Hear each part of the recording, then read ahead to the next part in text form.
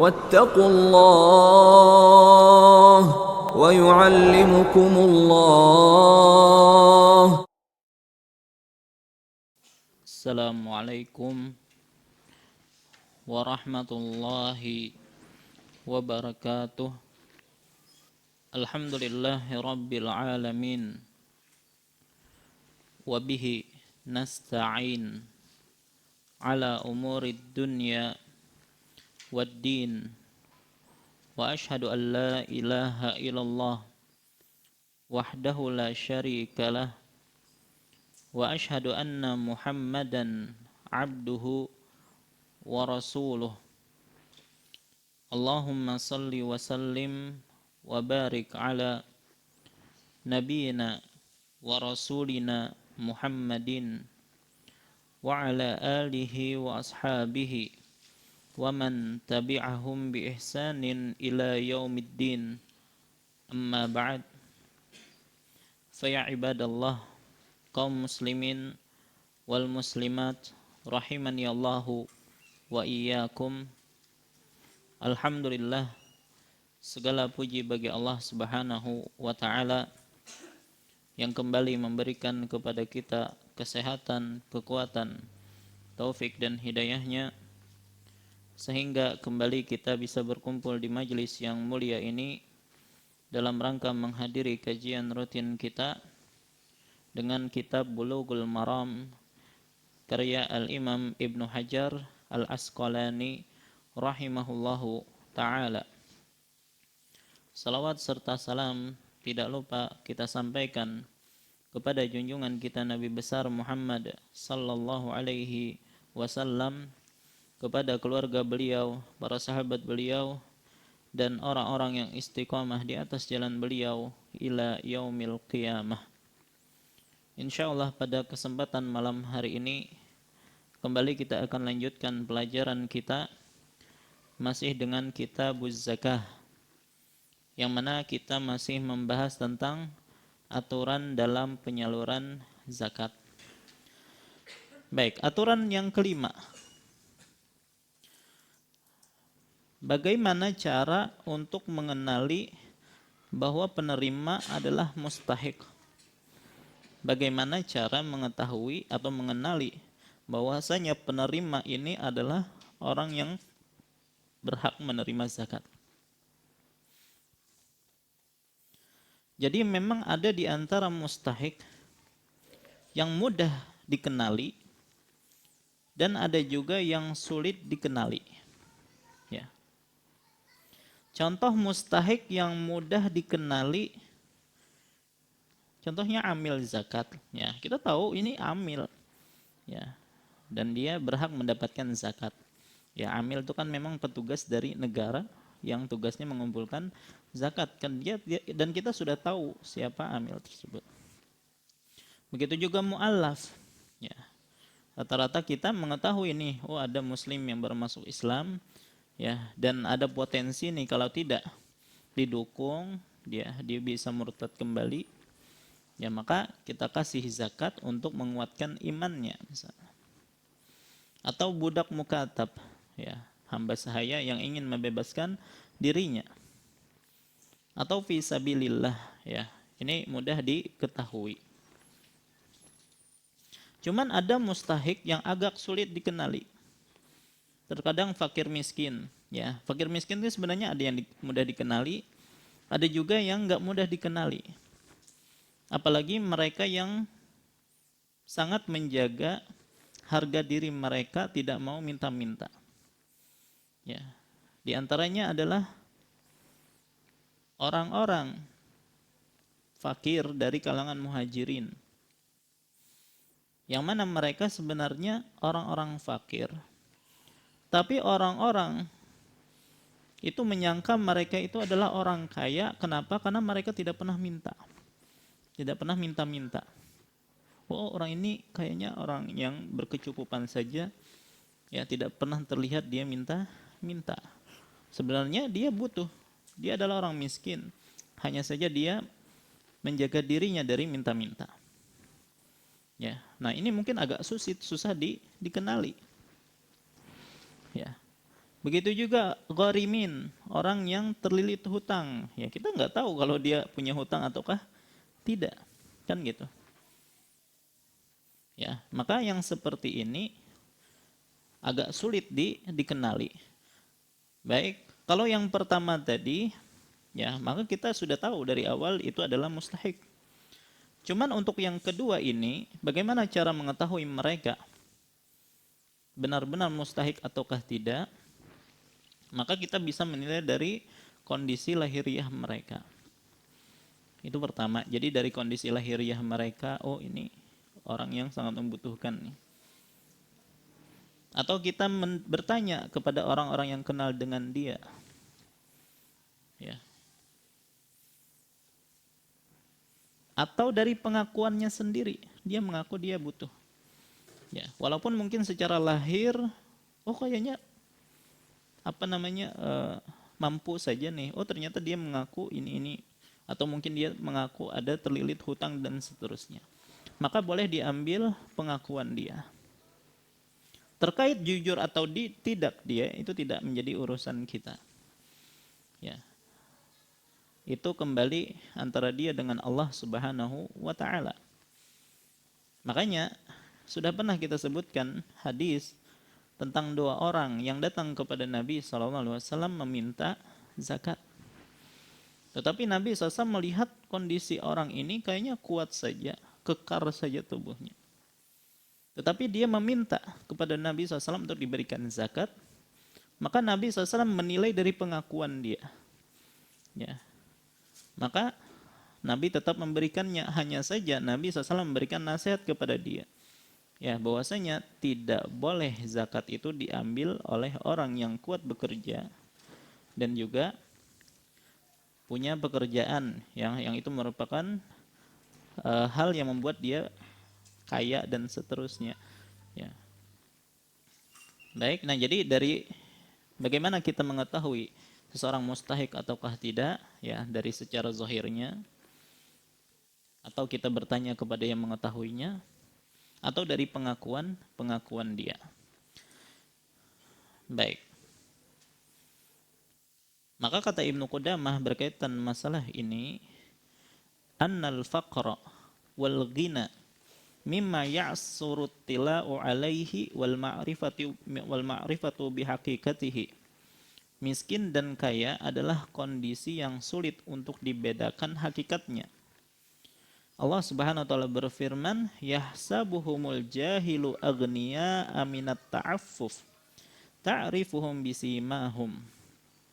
Banyak orang bodoh yang menyangka bahwa sahabat muhajirin itu kaya karena mereka menjaga diri dengan tidak meminta-minta. Kamu bisa mengenali mereka dengan ciri-ciri mereka, ya, diantaranya adalah mereka tidak minta-minta kepada manusia. Maka kata beliau, faktafa bi zuhuril faqr wa da'wahu bi khilafi ghairih. Karena itu kita cukup dengan penampilan luar saja, zahirnya saja, atau pengakuan dari dia. Ya, baik. Nah, adapun ayat yang dimasukkan oleh Ibnu Qudamah itu disebutkan dalam surah Al-Baqarah ayat 273. Surah Al-Baqarah ayat 273. Allah berfirman, ketika kita mengatakan Allah berfirman, maka tidak perlu mengucapkan ta'awuz. Ya, kenapa? A'udzubillahi minasyaitonirrajim itu apa artinya? Aku berlindung kepada Allah dari godaan syaitan yang terkutuk. Coba kalau kita katakan Allah berfirman, A'udzubillahi minasyaitonirrajim. Seolah-olah yang berlindung dari godaan syaitan itu siapa? Allah kan ya. Allah berfirman, a'udzubillahi minasyaitonirrajim. Maka ini enggak usah. Allah berfirman langsung ayatnya. Kecuali kalau kita tidak mengatakan Allah berfirman, ya, tapi kita saja yang membaca, maka tidak mengapa dibacakan a'udzubillahi minasyaitonirrajim, ya, kemudian kita baca ayatnya.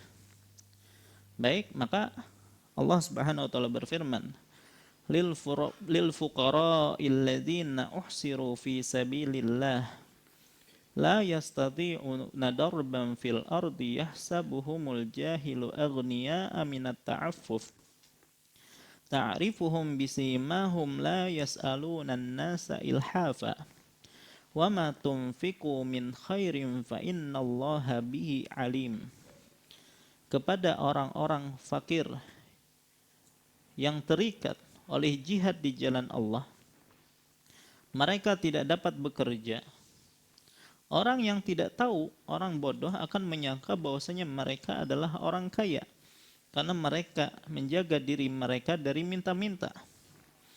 Kamu mengenali mereka dengan melihat sifat-sifatnya, mereka tidak meminta kepada orang secara mendesak, ya. Nah, berdasarkan ayat tersebut, untuk mengenali bahwa seorang itu termasuk mustahik atau bukan, indikator yang digunakan adalah cukup melihat kondisi lahiriahnya atau pengakuannya. Baik, nah ini cara mengetahui seseorang itu mustahik ataukah tidak. Baik, yang keenam, klasifikasi mustahik zakat. Klasifikasi mustahik zakat. Baik, innama, ya, itu digunakan sebagai pembatasan. Makanya Nabi SAW mengatakan innamal a'malu binniyat. Ya. Yang namanya amal itu hanyalah tergantung apa yang dia niatkan. Maka adanya kata innama menunjukkan bahwasanya yang berhak mendapatkan sedekah atau zakat hanya 8 orang yang disebutkan di sini. Baik. Innamas sadaqat.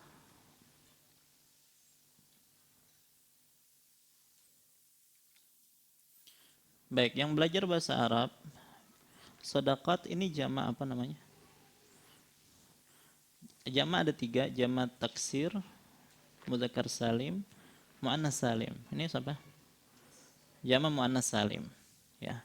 Dalam ayat ini ada 3 jenis jamak, ya. Ya, ini jamak muannas salim innamas sadaqat. Sesungguhnya sedekah maksud di sini adalah zakat. Sedekah wajib, ya. Nah, yang kita perhatikan itu adalah ini, li.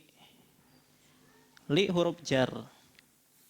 Ya, ini agak susah menjelaskannya kalau nggak paham bahasa Arab, tapi yang jelas di sini huruf jar yang menyebabkan barisnya itu jadi kasroh. Lil fuqara'i. Fuqara ini jamak apa? Jamak taksir, jamak dari fakir, fuqara. Wal masakin. Ni na nu masakini. Jamak apa ini? Hah? Ini yakin jamak mudzakkar salim. Jamak mudzakkar salim tuh kayak muslim ditambahi waw nun atau ya nun. Muslimuna, muslimina. Jadi asalnya muslim tambahi waw nun atau ya nun. Kalau miskin jamak masakin mufradnya apa? Miskinun. Kalau mau dijadikan jamak mudzakkar salim, miskinuna, miskinina. Ya, dan enggak ada orang bilang masakin sama masakun. Enggak ada kan ya? Kalau muslimun, muslimin. Maka ini jamak taksir, ya, bukan jamak mudzakkar salim. Makanya kalau jamak mudzakkar salim ikannya masakina, muslimuna, muslimina. Ya, yang kada paham dengarkan aja. Ya, wal masakini wal amili nu'nina wal amilina. Nah, ini jamak mudzakkar salim. Asalnya amil, jamaknya amiluna atau amilina. Wal amilina 'alaiha. 'Alaiha kembali kepada sedekah.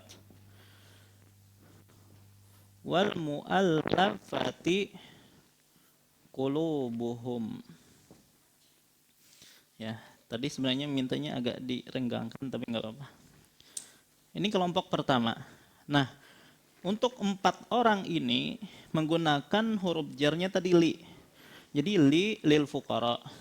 Maksudnya walil masakin, walil amilina 'alaiha walil muallafati qulubuhum. Ini disebut hukum ma'tuf ya. Artinya lam ini bekerja pada 4 orang ini. Paham? Nah, ini huruf jarnya yang kita perhatikan di sini. Huruf jar li. Kelompok yang kedua, wa fi. Ini huruf jarnya apa? Fi. Baik. Ar-riqabi wa fir riqabi. Ini jama' apa riqab? Jama' taksir dari kata raqabah, ar-riqab. Wal gharimin. Ini jama' apa? Mudzakkar salim, wal gharimina.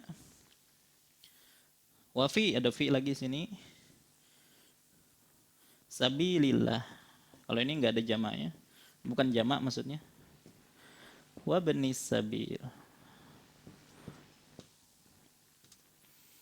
Yang jelas kelompok pertama pakainya li. Kelompok kedua pakainya fi. Fir riqab wa fil gharimin. Wa fi sabilillah wa fi ibnis sabil. Baik. Ternyata para ulama menjelaskan ada fungsi tersendiri ya tentang penggunaan li dengan fi ini. Ya, dan itu menjelaskan bahwasanya para mustahik, al-mustahiqun itu ada 2 kelompok kalau diklasifikasikan. Kelompok yang pertama yang ini, kelompok yang kedua yang ini. Sekarang kita jelaskan apa maksud 2 macam atau 2 kelompok itu dengan menggunakan 2 huruf jar yang berbeda. Jadi dari 8 mustahik di atas ada yang diawali dengan huruf jar li yang artinya milik, kepemilikan. Ada pula yang diawali dengan huruf jar fi yang artinya dalam kegiatan.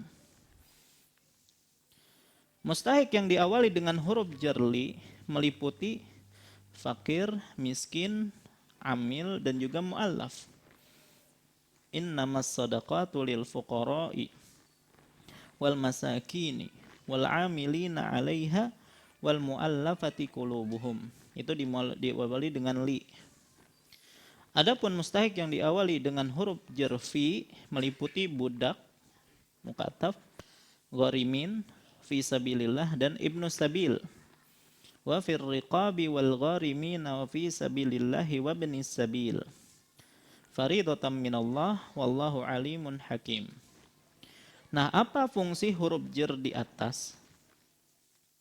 Untuk mustahik jenis pertama yang diawali dengan li, maka dia memiliki harta zakat secara penuh. Ulangi, yang menggunakan li, maka dia memiliki harta zakat secara penuh. Maksudnya apa? Artinya, ketika dia menerima zakat, dia berhak memiliki 100% dari zakat tersebut. Walaupun nilainya melebihi kebutuhan dia. Ulangi. Jadi pakai li tadi. Maksudnya adalah dia memiliki zakat harta secara penuh. Artinya, ketika dia menerima zakat, maka dia berhak memiliki 100% dari harta tersebut walaupun nilainya melebihi kebutuhannya. Ada orang miskin dikasih zakat. Zakatnya besar nih misalnya. Ya, taruhlah dikasih 50 juta. Ya, dan itu sangat banyak bagi dia. Maka dia boleh memiliki 50 juta itu sendirian. Tanpa harus dikembalikan.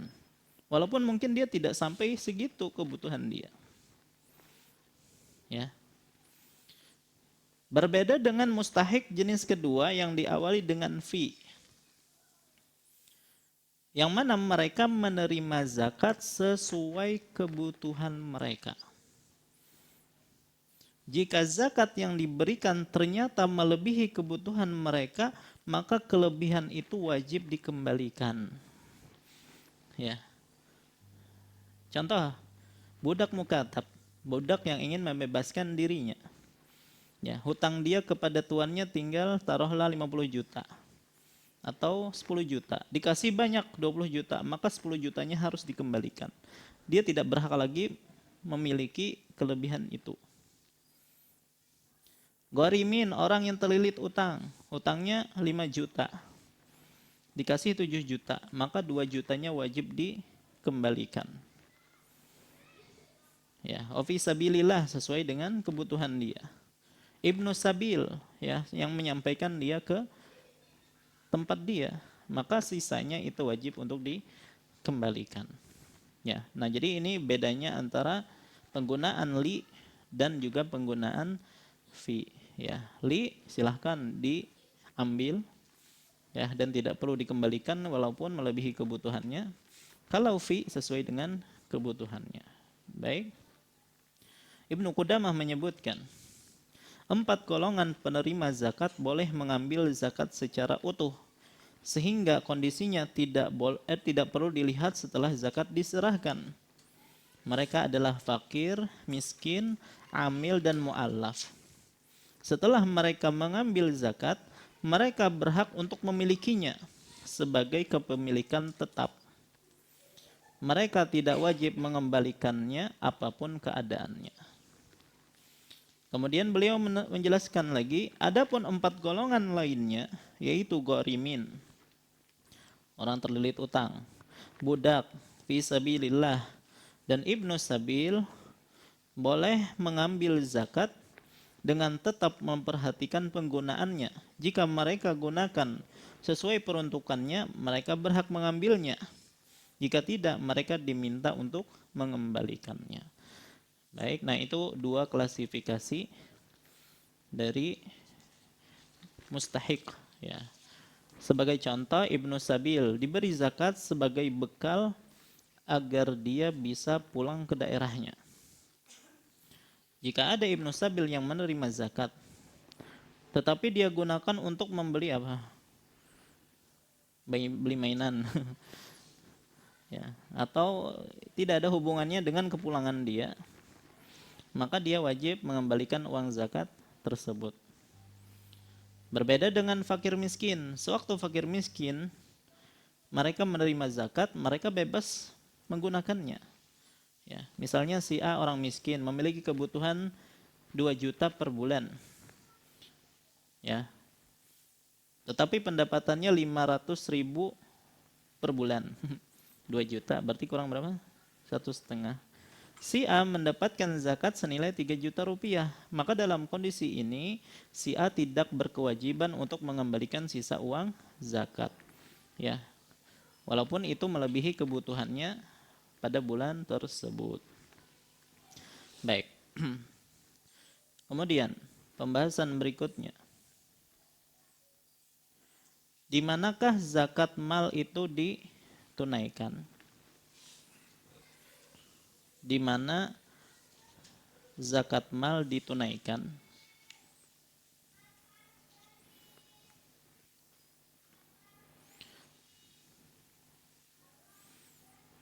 Baik, di sini disebutkan zakatul mal, ya. Maka di antara ketentuan zakat harta adalah zakat itu dikeluarkan di tempat harta itu berada. Nah, namanya juga zakat mal, maka ngikuti mal. Mengikuti keberadaan mal, yaitu keberadaan hartanya itu di mana. Meskipun posisi pemiliknya itu berbeda dengan tempat hartanya. Contoh, si A tinggal di Tanjung, ya. Tapi dia memiliki usaha tokonya di mana? Di Banjar misal. Baik, maka idealnya ya zakatnya itu dibayarkan di Banjar. Kenapa? Karena hartanya itu ada di Banjar tadi. Meskipun dianya tinggal di Tanjung. Ya. Al-Imam Ibnu Qudamah menyebutkan, qala Ahmad fi riwayat Muhammad bin Hakam, sebagaimana riwayat dari Muhammad bin Hakam bahwasanya Imam Ahmad menjelaskan, idza kana ar-rajulu fi baladin, ketika seseorang berada di daerah tertentu, wa maluhu fi baladin, sedangkan hartanya berada di daerah yang lain, fa ahabbu ilayya an tuadda haitsu kanal mal. Maka saya lebih suka zakatnya itu di tempat hartanya berada. Ya. Fa in kana ba'duhu haitsu huwa wa ba'duhu fi Masr yuaddi zakata kulli malin haitsu huwa. Bagaimana kalau separuh-separuh? Separuh hartanya di Banjar, ya, separuh hartanya di Tanjung. Yang mana kalau dikalkulasi kan sampai nisab misalnya. Maka dalam hal ini, jika sebagian harta berada di tempat tinggalnya dan harta yang lain di tempat yang lain, maka zakat untuk masing-masing harta ditunaikan di tempat harta itu berada. Artinya sebagiannya ditunaikan di Banjar, maka sebagiannya juga ditunaikan di Tanjung. Ya. Intinya yang namanya zakatul mal itu mengikuti di mana mal itu. Berbeda nanti ketika kita membahas tentang zakatul fitr. Zakatul fitr itu kan zakatul badan sebenarnya, zakatul nafs. Maka untuk zakatul fitr itu mengikuti badan kita tuh di mana. Badan kita di mana ketika malam hari raya. Ya. Maka disitulah kita mengeluarkan zakat al-fitr. Ya. Mungkin kita orang Tanjung. Ya, cuman kita misalnya bepergian pas di akhir bulan Ramadan. Ya. Maka di mana posisi kita ketika malam hari raya, maka disitulah yang idealnya dikeluarkan zakatnya. Ya, zakatul fitr. Baik. Nah, jadi dilihat di mana kitanya. Nah, jadi kalau mal berarti posisi harta di mana. Kalau zakatul badan seperti zakatul fitr berarti posisi badan kita di mana, ya. Jadi mal badan ya. Nah, sekarang mungkin ada yang bertanya, bagaimana kalau misalnya zakatul mal kita keluarkan bukan di mana harta itu berada. Ya.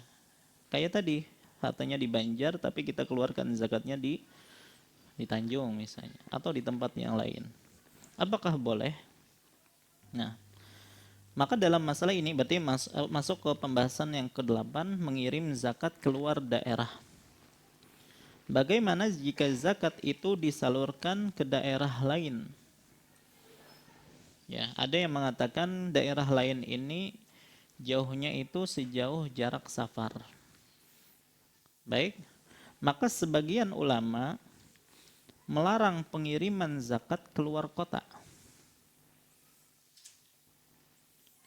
Apa dalil mereka?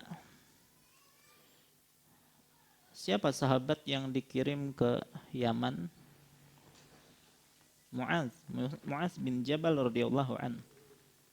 Jadi ketika sahabat yang mulia Mu'adz bin Jabal diutus oleh Nabi SAW ke Yaman, maka beliau diperintahkan untuk menyampaikan pertama kan tentang masalah tauhid. Baik, setelah mereka bertauhid, bersyahadat, maka mereka diperintahkan untuk sholat. Setelah mereka diperintahkan untuk sholat, yang ketiga apa?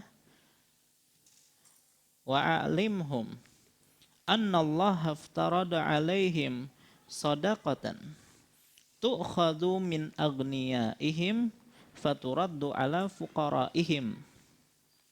Ajarkan kepada mereka bahwa Allah mewajibkan zakat kepada mereka yang diambil dari orang kaya di antara mereka dan diberikan kepada orang miskin di antara mereka. Di sini kepada mereka terus. Ya, berarti maksudnya mereka yang memang berada di daerah itu. Ya, ini ya yang dipahami oleh sebagian ulama. Jadi ihim di sini kembali kepada mereka-mereka ini. Ya, berarti harta itu jangan dikeluarkan dari daerah mereka. Khusus diberikan kepada orang-orang fakir yang ada di sekitaran mereka. Baik. Maka inilah dalil yang menunjukkan zakat itu diserahkan di daerah harta tempat itu berada. Ya. Makanya Ibnu Qudamah menyatakan mayoritas ulama menganjurkan agar zakat tidak dipindahkan dari daerah asalnya. Sa'id mendapat riwayat dari Sufyan, dari Ma'mar, dari Ibnu Tawus, dari ayahnya. Beliau menjelaskan tentang ketetapan Mu'adz bin Jabal, barang siapa yang mengeluarkan zakatnya dari satu daerah ke daerah yang lain, maka zakatnya dikembalikan ke daerahnya. Baik. Kemudian keterangan yang lain dari Ibnu Qudamah, beliau menjelaskan, dan diriwayatkan dari Umar bin Abdul Aziz, beliau memutuskan bahwa zakat yang berasal dari Khurasan dan dikirim ke Syam harus dikembalikan ke Khurasan. Juga diriwayatkan dari Hasan al-Basri dan An-Nakhai bahwasanya mereka tidak menyukai dipindahkannya zakat dari satu daerah ke daerah yang lain, kecuali jika yang diberikan itu adalah kerabatnya, kebetulan kerabatnya nggak ada di situ. Ya, baik. Nanti kita akan sebutkan apakah ini memang pendapat yang lebih kuat atau boleh saja mengeluarkan zakat ya di luar daerah harta tersebut berada. Baik. Nah, insya Allah setelah salat kita akan lebih lanjut jelaskan masalah ini ya. Apalagi bagi mereka yang mungkin sudah terlanjur mengeluarkan zakatnya dari tempat harta berada. Wallahu ta'ala alam, ini yang bisa ulun sampaikan. Insyaallah kita lanjutkan setelah ala nabiyina Muhammad wa ala washabihi wasallam. Assalamualaikum warahmatullahi wabarakatuh. Alhamdulillahi rabbil alamin. Wassalatu wassalamul atammanil akmalani alal mab'usi rahmatan lil alamin. Nabiyina wa rasulina Muhammadin wa ala alihi wa ashabihi wa man tabi'ahum bi ihsanin ila yaumiddin, amma ba'd. Fa insyaallah kita lanjutkan kembali pembahasan kita. Maka tadi kita membahas tentang bolehkah zakat mal ya dikeluarkan penyerahannya dari daerah harta tersebut berada.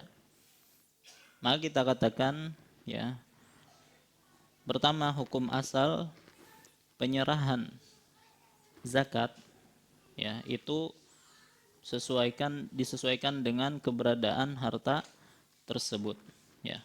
Di mana harta tersebut berada, maka disitulah penyalurannya.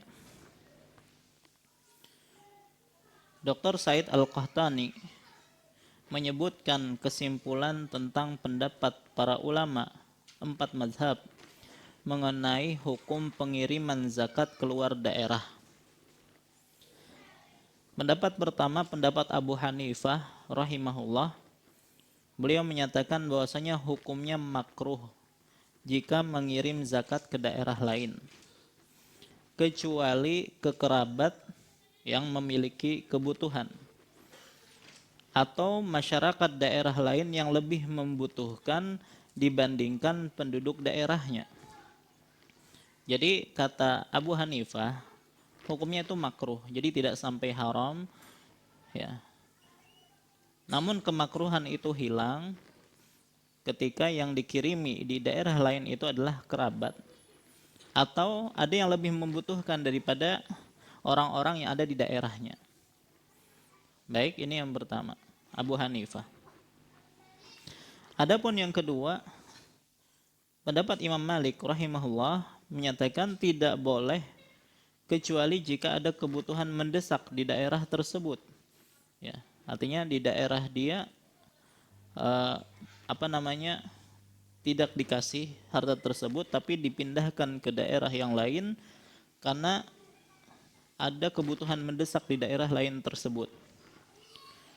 Ya, yang mana pemerintah berdasarkan ijtihad pemerintah memindahkan zakat ke daerah lain yang membutuhkan tersebut.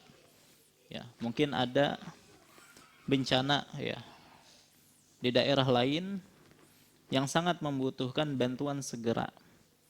Ya, maka pemerintah menyatakan sudah semua zakat dipindahkan ke daerah tersebut karena sangat membutuhkan. Ya. Nah, maka menurut Imam Malik hukum asalnya tidak boleh kecuali dalam kondisi demikian. Pendapat yang ketiga, pendapat Imam Syafi'i rahimahullah, beliau menyatakan tidak boleh, bahkan tidak sah jika mengirim zakat ke daerah lain. Nah, jadi beliau lebih tegas dalam masalah ini.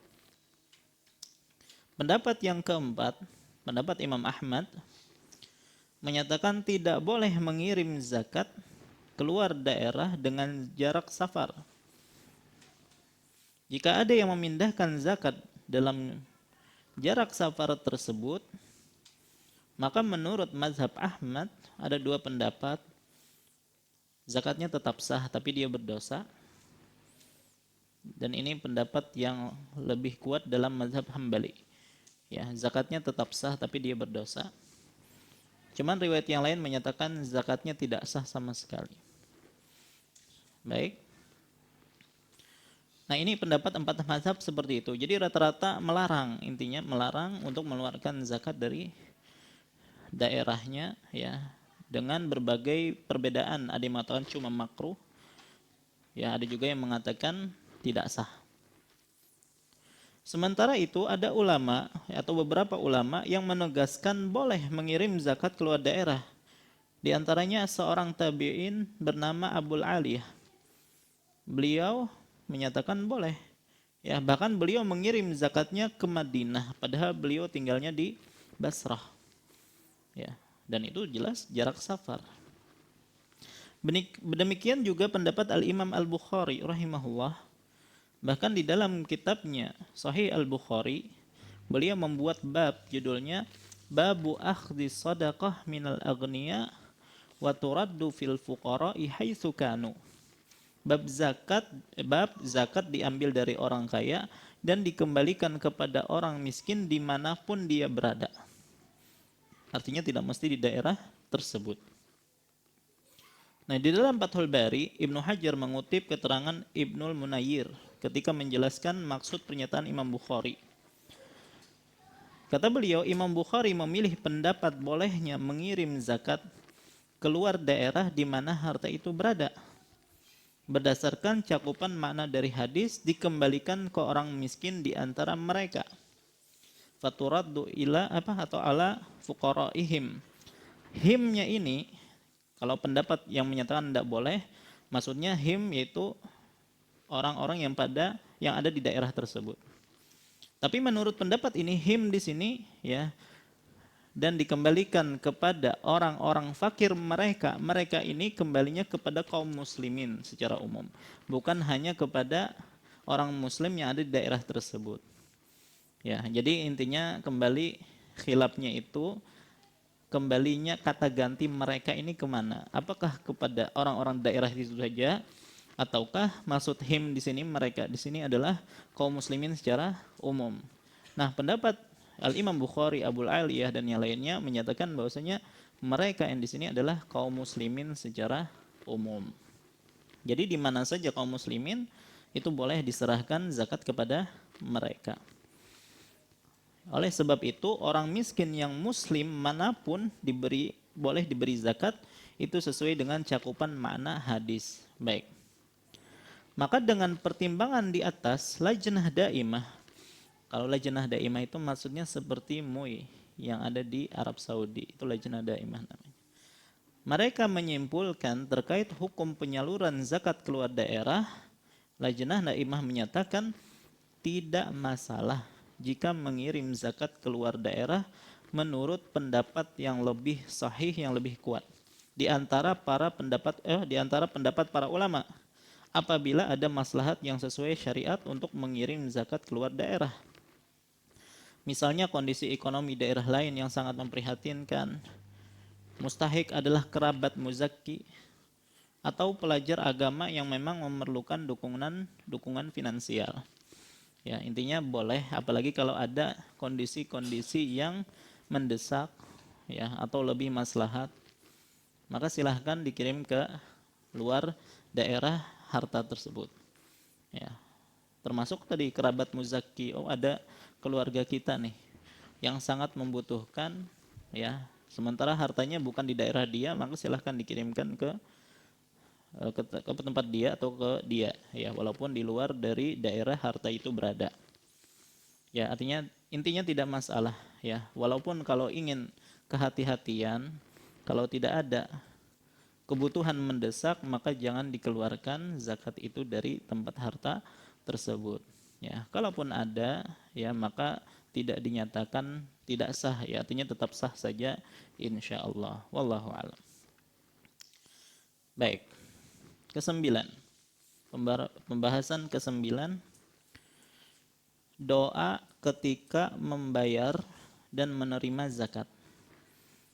Ya, ternyata ada doanya, ya, yang mungkin ini jarang disebutkan. Jadi disebutkan muzakki, orang yang memberi zakat atau memberi zakat, dianjurkan untuk berdoa agar zakatnya diterima oleh Allah. Misalnya dengan membaca Allahumma taqabbal minna innaka antas sami'ul alim. Artinya berdoa semoga zakatnya ini diterima oleh Allah Subhanahu wa taala. Ya Allah, terimalah amal kami, sesungguhnya Engkau zat yang maha mendengar lagi maha mengetahui. Ya. Baik. Adapun bagi yang menerima zakat, baik panitia maupun mustahik, maka dianjurkan untuk mendoakan muzakki. Sebenarnya doanya tidak ada doa yang khusus, ya, tapi yang jelas dianjurkan mendoakan bagi orang yang memberikan zakat kepadanya. Allah Subhanahu wa taala berfirman dalam surah At-Taubah ayat 103, "Khudh min amwalihim shadaqatan tutahhiruhum wa tuzakkihim biha wa shalli 'alaihim inna salawataka sakanul lahum." Ambillah zakat dari sebagian harta mereka. Dengan zakat itu kamu membersihkan dan mensucikan mereka dan berdoalah untuk mereka. Nah, di sini kan ada perintah bagi yang ngambil zakat untuk mendoakan para muzakki ini. Sesungguhnya doa kamu itu menjadi ketentraman jiwa bagi mereka. Maka Allah Subhanahu wa taala memerintahkan nabinya sallallahu alaihi wasallam agar beliau mengambil zakat dari masyarakat dan agar beliau mendoakan mereka. Maka amil atau mustahik atau panitia zakat lainnya dianjurkan mendoakan muzakki ketika menerima. Jadi sekali lagi Allah Subhanahu wa taala memerintahkan nabinya sallallahu alaihi wasallam agar mengambil zakat dari masyarakat dan agar nabi mendoakan mereka. Makanya untuk tadi amil zakat atau mustahik, orang yang menerima zakat, atau panitia zakat yang lainnya, dianjurkan mendoakan muzaki ketika menerima zakat. Dari Wa'il bin Hujur radhiyallahu anhu, bahwasanya Nabi SAW pernah mengutus seseorang untuk menarik zakat. Ya. Lalu ada muzaki yang membayar zakat dengan onta yang bagus. Maka Nabi pun mendoakannya, Allahumma barik fihi wa fi ibilihi. Allahumma barik fihi wa fi ibilihi. Ya Allah, berkahilah orang ini dan berkahilah ontanya. Ya, sudah hafal? Allahumma barik fihi wa fi ibilihi. Ya. Tapi kalau kita enggak ibil ya, kita enggak mengeluarkan berupa onta ya, uang ya, ya, maka bisa kita katakan Allahumma barik fihi wa fi malihi. Ya. Dan pada hartanya, berkahilah dia dan juga berkahilah hartanya, boleh seperti itu. Ya, jadi boleh ditiru ya, tapi dengan redaksi Allahumma barik fihi wa fi malihi. Ya Allah, berilah keberkahan orang ini dan berkahilah juga hartanya. Baik. Redaksi doa yang lainnya adalah dengan memberi salawat kepada muzakki. Dari Abdullah bin Auf radhiyallahu anhu, beliau bercerita, "Kana an-nabiy sallallahu alaihi wasallam idza atahu qaumun bi sadaqatihim qala Allahumma salli ala ali fulan." Jadi beliau bercerita, apabila ada orang yang menyerahkan zakat kepada Nabi SAW, beliau mendoakan Allahumma salli ala fulan atau ala ali fulan. Ya Allah, berikanlah salawat kepada fulan atau kepada keluarga fulan. Ya. Maka boleh ketika ada orang yang datang memberi zakat kepada kita, Allahumma salli alaihi. Allahumma salli alaihi. Ya Allah, berikanlah salawat kepadanya. Nah, adapun makna dari salawat di sini, ya, maka ditafsirkan oleh Ibnu Katsir, salawat Allah kepada hambanya adalah pujian dari Allah terhadap hamba tersebut di hadapan para malaikatnya. Dan bisa juga makna salawat itu adalah, ya Allah berikanlah rahmat kepada orang itu, ya, atau orang yang memberi zakat tersebut.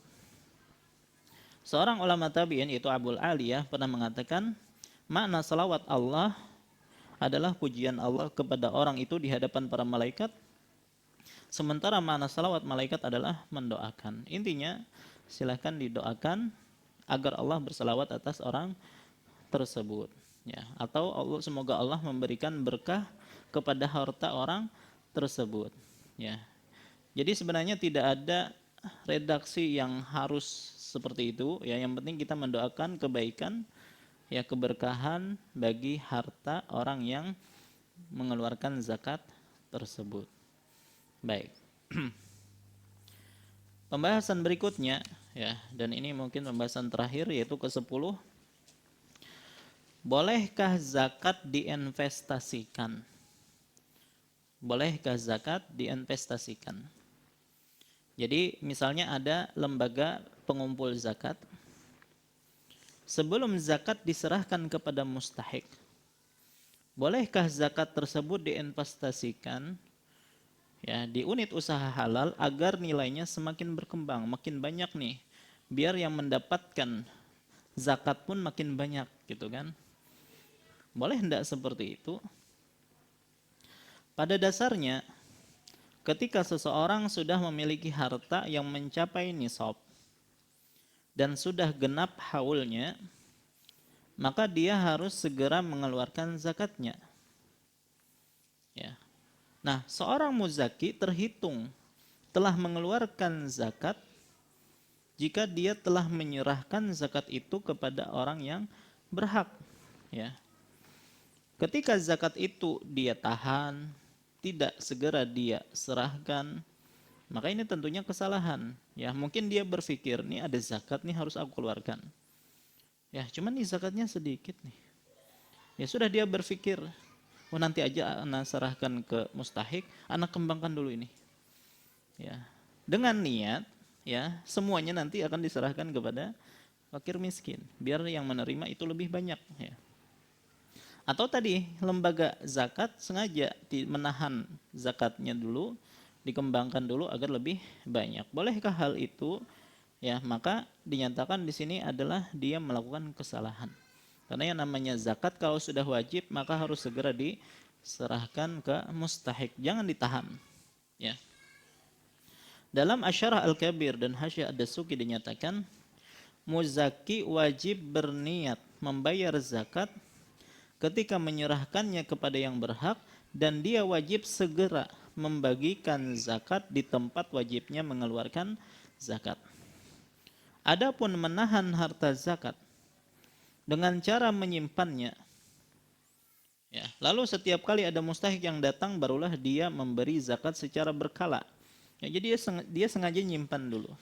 Kalau ada yang minta zakat baru dikasih, ya. Enggak dia yang berinisiatif membagi zakat tersebut, ya, maka penyaluran semacam ini tidak boleh, ya. Jadi tidak boleh nunda pembayaran zakat itu.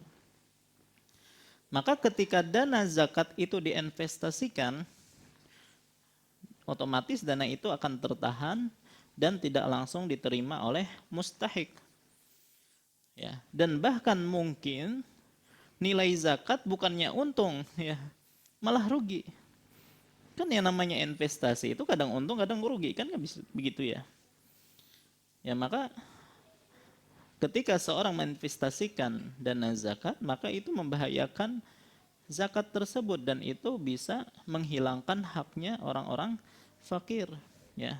Maka berdasarkan pertimbangan inilah para ulama tidak membolehkan investasi dana zakat, ya, karena harus segera diserahkan kepada, ya, mustahik tadi.